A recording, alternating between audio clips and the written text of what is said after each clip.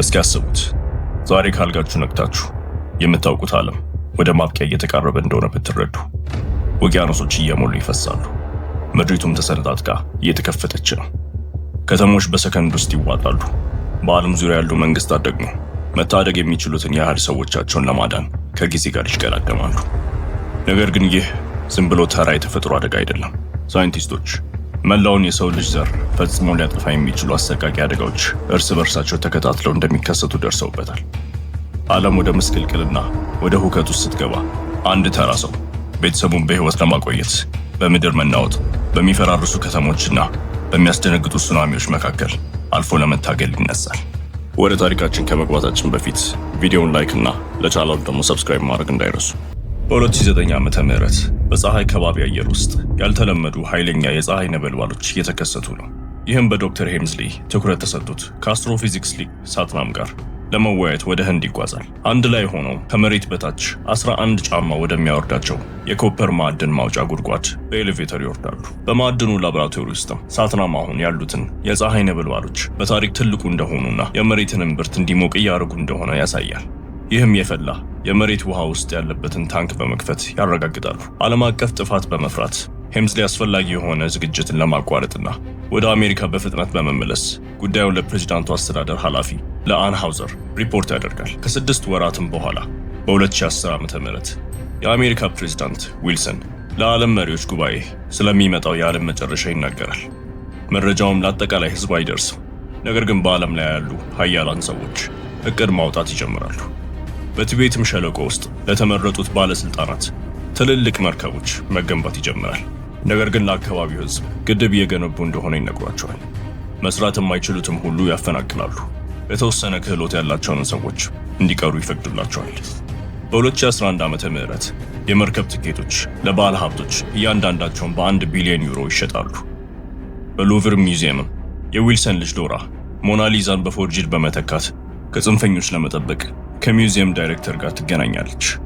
በ2012 ዓመተ ምህረት አጠቃላይ ህዝቡ አሁንም እውነቱን አያውቅም። ነገር ግን የዜና ማሰራጫዎች ስለ ማያን ካላንደርና ብዙ ሰዎች የዓለም መጨረሻ እየመጣ ነው ብለው እንዴት እንደሚያምኑ ማውራት ይጀምራሉ። በካሊፎርኒያ ጎዳናዎች ላይ ስንጥቆች ይታያሉ። ነገር ግን ማንም ሰው ትኩረት አይሰጣቸውም። እንደ ትንሽ የመሬት መንቀጥቀጥ ይቆጥራቸዋል። በወደቡም የመርከብ ተጓዦች መርከቧ በውሃ ውስጥ ጥቂት ስትሰጥም ይደነግጣሉ። በኋላ ምሽት ላይ ሎራ ጥበባቱን ያዘዋወረችበት ምክንያት ውሸት እንደሆነና ለሁሉም እውነቱን ለመናገር በጋዜጣዊ መግለጫ ላይ እንደሚቀርብ በሚነግራት የሚውዚየሙ ዳይሬክተር ይደወልላታል። ተጨማሪ ከመናገሩ በፊት መኪናው በድንገት ፈንድቶ ይገደላል። በዋይት ሃውስም ሄምዝሊና አን ሃውዘር ለዊልሰን ስሌታቸውን ስህተት እንደነበርና የዓለም መጨረሻ ከጠበቁት በላይ በፍጥነት እየመጣ እንደሆነ ያሳውቁታል። የምትሰራበትን ድርጅት ለምን ማጭበርበር እንደሆነ ማወቅ በምትፈልገው ሎራ ይቋረጣሉ። ዊልሰንም እውነቱን ከመናገር ውጪ ሌላ አማራጭ የለውም። ጃክሰን የሚባል ሰው ልጆቹን ለቤተሰብ ጉዞ ወደ ዮሎስቶን ተራራ ይወስዳቸዋል። ብዙ ሄሊኮፕተሮችም ሲበሩ በማየታቸውና የሐይቅ አካባቢ በታጠረበት ሁኔታ ይደነቃሉ። ነገር ግን የማስጠንቀቂያ ምልክቶቹን ችላ በማለት ያልፋሉ። ሐይቁ ደርቆና የሞቱ እንስሳት ተከበው በማየታቸው ይደነግጣሉ።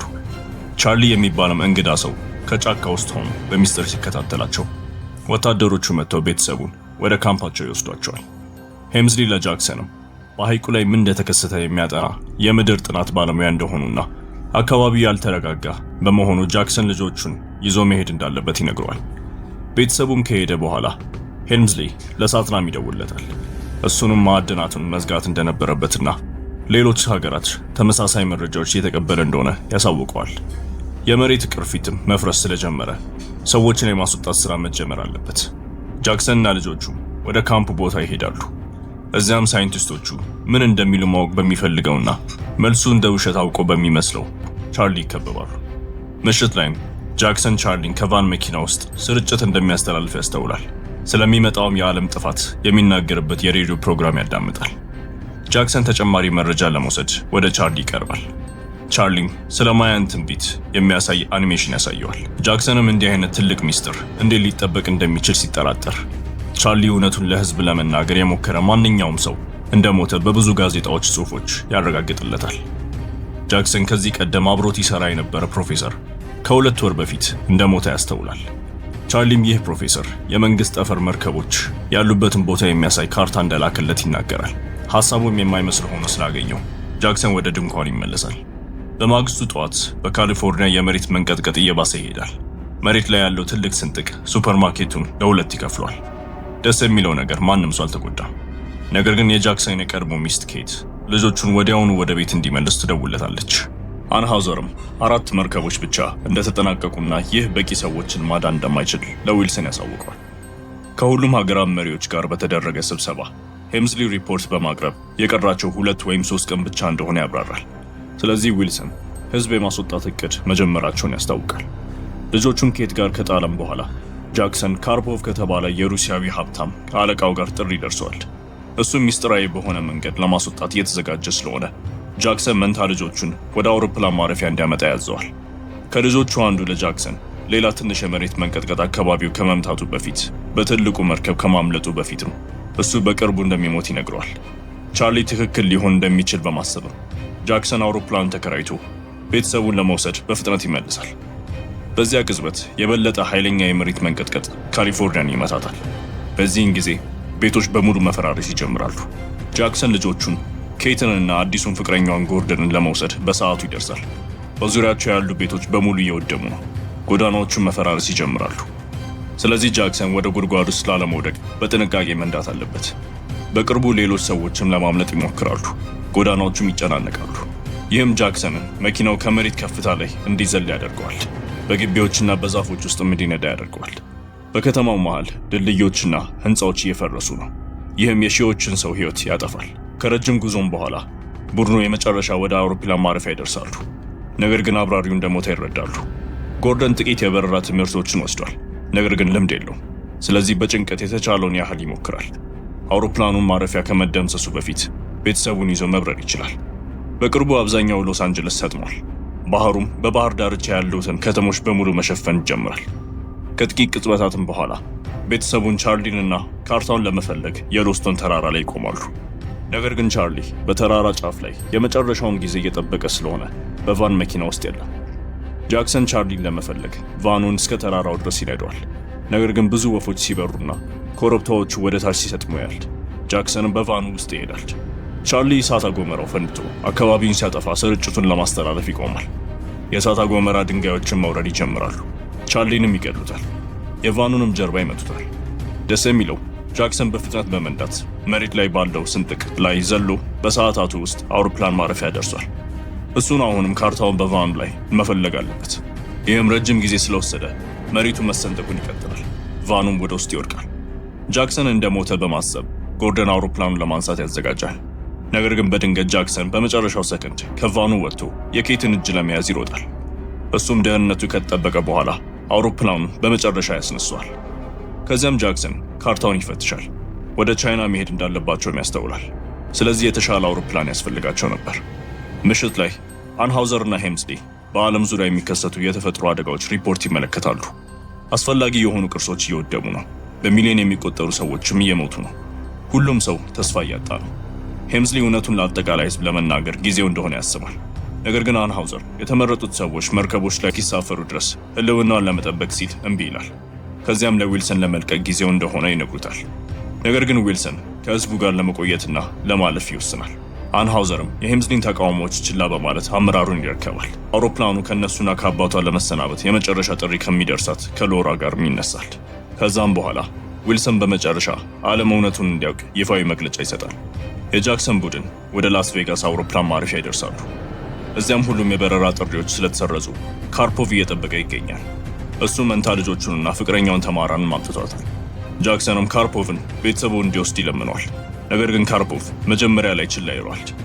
ነገር ግን አብራሪው ሳሻ ሊጠቀሙበት የሚችሉትን አውሮፕላን ሲያገኙ ረዳት አብራሪው እንደሚያስፈልግ ያብራራል። የጃክሰንን ቤተሰብ ጎርደንን ያቀርባል። ካርፖቭ ሁላቸውንም ለመውሰድም ይስማማል። መኪናዎች ወደ ያዘውን ትልቅ አውሮፕላን ለመግባት ይወስናሉ። የአየር ትራፊክ ቁጥጥርም የመብረር ፈቃድ እንደሌላቸው ይነግራቸዋል። ነገር ግን ሳሻና ጎርደን አንድ ላይ በመስራትና ከተደራረቡ ህንፃዎች በማምለጥ ወደ ቻይና ከመሄዳቸው በፊት የአንድን ህንፃ ጫፍ ብቻ በመምታት መነሳት ይችላሉ። ከጥቂት ቅጽበታትም በኋላ በሃዋይ ሲበሩ ሙሉ በሙሉ በእሳተ ገሞራ ፍሰት እንደተሸፈነችና ምንም ያህል ህንፃዎች እንዳልቀሩ በማወቃቸው ይደነግጣሉ። በቲቤትም ኒማ የተባለ የቡዲስት መነኩሴ መርከቦቹ ጋር ከሚሰራውና እውነቱን ካካፈለው ወንድሙ ደብዳቤ ደርሷል። ከጌታው ፈቃድ ካገኘም በኋላ ኒማ ተራራውን ለቆ አያቶቹን ለመውሰድ ይሄዳል። በዋሽንግተን ዲሲም የእሳተ ገሞራ አመድ መውረዱን አያቆምም። ስለዚህ ዊልሰን መጠለያ የሚፈልጉ ሰዎች ዋይት ሃውስን ይከፍታል። አንዲት ትንሽ ልጅም አባቷን ስትፈልግ ዊልሰን ልጅቷን ለመርዳት ይወስናል። ውጭ ያሉትም የሕክምና ባለሙያዎችን ይጠይቃቸዋል። ነገር ግን በድንገት የመሬት መንቀጥቀጥ አካባቢውን ይመታል። የዋሽንግተን ሞኒመንትም ይጥላል። በቫቲካንም ሰዎች ልዩ ጸሎት ለማድረግ ይሰበሰባሉ። ነገር ግን በመሬት መንቀጥቀጥ ይቋረጣል። ህንፃውም ይፈርሳል። በሚሊዮን የሚቆጠሩ ሰዎችም ይገደላሉ። በዚያ ቅጽበት በዓለም ዙሪያ ሱናሚዎች እየተፈጠሩ እንደሆነ የሚናገር ሪፖርት ይመጣል። በባህር መሃል ያለች ተጓዥ መርከብ በኃይለኛ ማዕበል ትገለበጣለች። ሰራተኞቹም እድላቸውን ከመቀበል ውጪ ምንም ማድረግ አይችሉም ነበር። በዋሽንግተን ዲሲ ዊልሰን በብዙ አስክሬኖች መካከል በአመድ ተሸፍኖ ይነቃል። ነገር ግን በሱናሚ አካባቢው ሲሸፈን ዊልሰንን ጨምሮ ከመሬት መንቀጥቀጡ የተረፉትን ሲገል ይመለከታል። ሄምዝሊም መርከቦቹ ያሉበት ካምፕ በ6 ሰዓታት ውስጥ በውሃ ስር እንደሚሆኑ የመሬት ቅርፊት በጣም እንደተቀየረ ይረዳል። ወደ ጃክሰን ቡድንም ስንመለስ ሳሻ ነዳጅ ያልቃል እያለ እንደሆነ ድንገተኛ ማረፍ እንዳለበትም ይናገራል። ሁሉም ከተዘጋጁ በኋላ ሳሻና ጎርደን ወደ ታች መውረድ ይጀምራሉ። አህጉራትን በመንቀሳቀሳቸው ምክንያት አውሮፕላኑ መርከቦቹ ወደሚገኙበት አቅራቢያ ወደ ሂማላያስ ተራራ ደርሷል። በቅርቡ አውሮፕላኑ ሞተሮቹን ያጣል። በጣም ዝቅ ብሎም ይበራል። ይህም እንዲናወጥ ያደርገዋል። ማረፍ በጣም አስቸጋሪም ይሆናል። ስለዚህም ሳሻ ሁሉም ሰው ወደ መኪናው እንዲገባ በእቃ መጫኛ በኩል እንዲወጡም ይጠይቃቸዋል። መጀመሪያ ጎርደን ሳሻን ይረዳዋል። ነገር ግን አብራሪው ጎርደን ከሌሎች ጋር እንዲቀላቀል ይነግረዋል። ቤተሰቦቹን በበረዶ ላይ በመኪና አብረው ይወጣሉ። ነገር ግን ሌሎቹ ተሽከርካሪዎች በሙሉ ወጥተው ይከሰከሳሉ። ሳሻ አውሮፕላኑም ለማረፍ ያስችለዋል። ነገር ግን እንዳለመታደል ሆኖ በበረዶ ላይ ተንሸራተው ከተራራው ጫፍ ይወርቃል። ወዲያውኑም ፈንድቶ ሳሻን ይገለዋል። በዚያም ቅጽበት የቻይና የጭነት ሄሊኮፕተሮች እንስሳቶችን ወደ መርከቡ ሲወስዱ ይበራሉ። ጥቂት መኮንኖችም ቤተሰቦቹን ያስተውላሉ፣ ለማዳንም ያርፋሉ። ሆኖም ትኬት ያላቸው ሰዎች ብቻ ይቀበላሉ። ካርፖቭም ከልጆቹ ጋር ይሄዳል። ነገር ግን ተማራ ከሳሻ ጋር እንደማገጠችበት ስለሚያውቅ አይወስዳትም። እንዲያውም አብራሪው በመሞቱ ደስተኛ ነበር። ቡድኑ ለጥቂት ጊዜ ይዞራል። የጭነት መኪና ሲያልፍም ጃክሰን እንዲቆም ድንጋይ ይወረውርበታል። አሽከርካሪውም ኒማ ሆኖ ይገኛል። እሱም ሊወስዳቸው ይስማማል። የሄምዝሊ ቡድንም ወደ አካባቢ ይደርሳል። እንደ ንግስቲቱ ያሉ ብዙ አስፈላጊ ሰዎችም አስተውሏል። 4 መርከቦችም ብቻ ተጠናቀዋል። ነገር ግን 3ኛው በመሬት መንቀጥቀጡ ምክንያት ተጎድቶ ነበር። እንደ ካርፖቭ ያሉ ሰዎችም እስካሁን እንዲሳፈሩ አልተፈቀደላቸውም። ሄምዝሊና ሎራም ከአስፈላጊ ሳይንቲስቶች መካከል ይልቅ ምንም ክህሎት የሌላቸው ሀብታም ሰዎች እንዳሉ፣ ነገር ግን ለአንዱም የመርከብ ሰራተኛ ትኬት እንዳልተሰጠ ሲረዱ ይናደዳሉ። ሄምዝሊ ወደ ክፍሉም ሲገባ 10 ሰዎች እዛ ሊገቡ እንደሚችሉ ያስተውላል፣ ያያል። በዚያም ቅጽበት ከሳትናም ጥሪ ደርሷል። እሱም ተስፋ እንዳደረገው ምንም አውሮፕላን እንዳልወሰደውና ሱናሚው ወደ ከተማው እየቀረበ እንደሆነ ይገልጻል። ስለዚህ ከቤተሰቡ ጋር ከመሞቱ በፊት የመጨረሻ ስንብት ያደርግለታል። ከዚያም በኋላ የተደናገጠው ሄምዝሊ አዲሱን መረጃ ለመፈተሽ በፍጥነት ሄዷል። ማዕበሉን መርከቦቹን ከመብታቱ በፊት ግማሽ ሰዓታት ብቻ እንዳላቸው ሪፖርት ያደርጋል። ከካምፑ ውጪም ኒማ ከቡድኑ ጋር ይደርሳል። ነገር ግን ወንድሙ ቴንዘን ከቤተሰቡ ውጪ ማንንም ለመቀበል እምቢ ይላል። ኬት ቢያንስ ልጆቹን እንዲወስድ ትለምናቸዋለች። ነገር ግን አያቷ ቴንዘንን ተቆጥታ ሁላቸውንም እንዲወስድ ታሳምነዋለች። መርከቦቹን ለመልቀቅ እየተዘጋጁ ነው። ሰዎቹም ሰራተኞች የተጎዳውን መርከብ ማስተካከል እንዳልቻሉ ይረዳሉ። ስለዚህም የዚያች መርከብ ተጓዦች ወደ ኋላ ይቀራሉ። የተናደደውም ካርፖቭ ወደ በሩ ለመግባት ጠባቂውን ይመታዋል። ህዝቡም ወዲያውኑ ወደ ቅርቡ ወደ ሆነችው መርከብ ይከተለዋል። ሆኖም መርከቡ መራቅ ይጀምራል። ይህም ጥቂት ሰዎች ለመዝለል እንዲሞክሩ ያደርጋል። ጥቂት ሰዎችም ወድቀው ይሞታሉ። ቴንዘን ቡድኑን ደህንነቱ በተጠበቀ መንገድ ወደዚያች መርከብ ይመራቸዋል። ተማራም ውሻዋ ከካርፖቭ ልጆች ጋር እንዳለ ታስተውላለች። ስለዚህ እንዲመጣም ትጠራዋለች። ውሻውን በፍጥነት በጠበበ መንገድ ውስጥ በመሄድ በሮቹ ከመዘጋታቸው በፊት ወዳለበት ይደርሳሉ። ቴንዘንም በመርከቧ ውስጥ ሚስጥራዊ መተላለፊያ ሲከፍት ሄምዝሊ የሚወድቁትን ሰዎች ሁሉን ይመለከታል። ሊቋቋምም አልቻለም። የሁሉም ሀገራትን መሪዎችን ያነጋግራል። የቀረው ህዝብ እንዲመጣ በሮቹ እንዲከፈት ይጠይቃቸዋል። ነገር ግን አንሃውዘር ማዕበሉ ከመምጣቱ በፊት 15 ደቂቃዎች ብቻ እንዳላቸው በመጠቆም ያቋርጠዋል። ሄምዝሊም ተስፋ አይቆርጥም። ሰብአዊነታቸውን እንዴት እያጡ እንደሆነም ይናገራል። በሳትናም ላይ የተከሰተውን ነገር ይነግራቸዋል። ሎራ ዊልሰን ቢሆን በሮቹ ይከፈት እንደነበር ስትጨምር መሪዎቹ እጃቸውን ይሰጣሉ።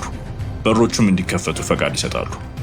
በመርከቧ ውስጥ የጃክሰን ቡድን በሮቹን ሲከፍቱ መንቀሳቀስ በሚጀምሩት የማንሻ ዘዴዎች ዙሪያ ስለሚሄዱ አደጋ ውስጥ ይወድቃሉ።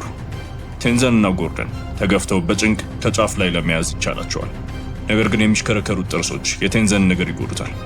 ጃክሰን ለመርዳትም ይቸኩላል። ቴንዘንም ይመልሰዋል። ነገር ግን እንዳለመታደል ሆኖ ጎርደን ተንሸራቶ በጥርስ ማሽኖቹ ተጨፍልቆ ይሞታል። ጃክሰንም ሊጨፈለቅ ጥቂት ይቀረዋል። ነገር ግን ለመያዝ የተጠቀሙበትን ገመድ በማሽኑ ውስጥ ተጣብቆ ያቆመዋል። በሩ ሙሉ በሙሉ አይከፈትም። ነገር ግን ህዝቡ ወደ ውስጥ ለመግባት በቂ ነበር። ከጥፋቱም በፊት 4 ደቂቃዎች ብቻ ሲቀሩ ማዕበሉ እየቀረበና ተራሮቹ እየተሸፈኑ ይመጣሉ። እዚያም የኒማ ጌታ ከመሞቱ በፊት የቤተ መቅደሱን ደውል ይመታዋል። በሮቹን መዘጋትም ይጀምራሉ። ነገር ግን ካርፖቭ አሁንም ውጪ ነው። ስለዚህ በመጨረሻ ሰከንድ ከመውደቁ በፊት ልጆቹን ወደ መርከቡ ይወረውራቸዋል። ከዚያም ቀደም በነበረው ገመድ ምክንያት በሩ ሙሉ በሙሉ አይዘጋም። ቴክኒሻኖቹም ካሜራዎቹን ፈትሸው የጃክሰን ቡድን ያገኛሉ። ስለዚህ ሄምስሊም ችግሩን ለመፍታት ይሮጣል። በዚያም ቅጽበት ሱናሚው በመጨረሻ መርከቦቹን ይመታል። በካምፕ ውስጥም ያሉትን የቀሩትን ሰራተኞች በሙሉ ይገላቸዋል። በተከፈተውን በር በኩል ውሃ ወደ ሄምስሊ መርከብ ይገባል። ሰዎችም ሲደነግጡ የደህንነት ስርዓቱ ክፍሎቹን መዝጋት ይጀምራል። የጃክሰንን ቡድን ያለበት ክፍልም በፍጥነት ይዘጋል። ይህም ይለያያቸዋል። ክፍሉን በውሃ እንዲሞላ ያደርገዋል። ሁኔታውን ለማባባስ ማዕበሉ አውሮፕላኑ ከመርከብ ጋር እንዲጋጭ ያደርገዋል። ይህም ድጋፎቹን እንዲያጣና ከሌሎች መርከቦች ጋር እንዲጋጭ ያደርገዋል። ለመራቅ ሞተሩን ማስነሳት አለባቸው። ነገር ግን በሩ ተከፍቶ ማስነሳት አልቻሉም። ሱናሚው መርከቧ ያለመቆጣጠር እንዲናወጥ ያደርገዋል። ወደ ኤቨረስት ተራራ መውሰድ ይጀምራል። ይህም በቅርቡ ይከሰከሳሉ ማለት ነው። ሄምስሊ ወደ ክፍሉ ይደርሳል። የጃክሰንንም ልጅ ከውሻው ጋር ያገኘዋል። ከዚያም በግድግዳው ባለው የመገናኛ መስመር ከቀረው ቡድን ጋር ይገናኛል። ለጃክሰን የማንሻ ዘዴውን እንዴት መክፈት እንደሚችል፣ ምን ያህል አደገኛ እንደሆነም ያብራራለታል። ነገር ግን ጃክሰን አደጋውን ይቀበላል። ወደ ውሃ ውስጥም ይገባል። ኬት የቴንዘንን ጉዳት በመርዳት ስትዘናጋ ልጇ ከአባቷ ፍላጎት ውጪ ጃክሰንን ይከተላል። ጠቃሚ ሆኖም ይገኛል። ጃክሰን ሁለቱንም እጆች መጠቀም እንዲችል የእጅ ባትሪውን ልጁ ይዝለታል። ከብዙ ትግልም በኋላ መርከቧ የታችኛውን ክፍል ከተራራ ጋር ሲጋጭ ገመዱን ያወጣዋል።